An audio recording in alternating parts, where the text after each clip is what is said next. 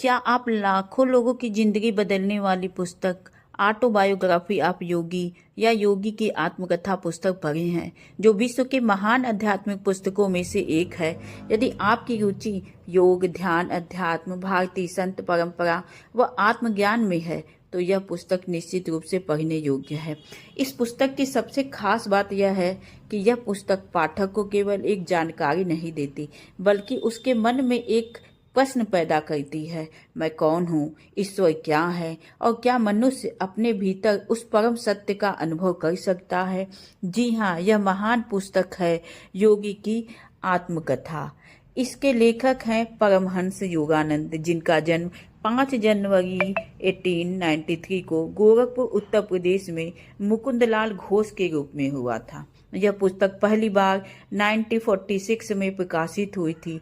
योगानंद जी ने इसमें अपने बचपन से लेकर आध्यात्मिक गुरु की खोज, भारत के संतों और योगियों से मुलाकात, अपनी साधना तथा आगे चलकर पश्चिमी देशों में योग और ध्यान का संदेश फैलाने तक की जीवन यात्रा का वर्णन किया है।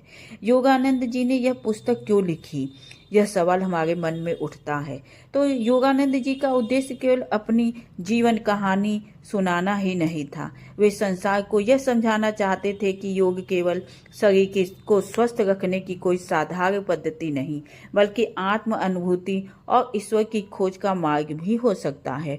उन्होंने अपने जीवन में जिन गुरुओं और संतों से शिक्षा प्राप्त की, उनके अनुभव और आध्यात्मिक घटनाओं को भी इस पुस्तक में स्थान दिया है।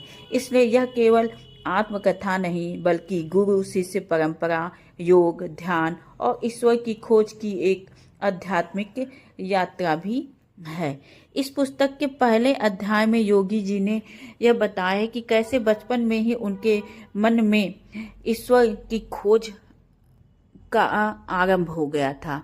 उनका मन तड़पता था ईश्वर को पाने व देखने के लिए, जिसकी चर्चा हमने भाग 2 में की है। यानी कि भाग 2 में हम उनके बचपन के विषय में बता। अवश्य मेरे चैनल को सब्सक्राइब करें ताकि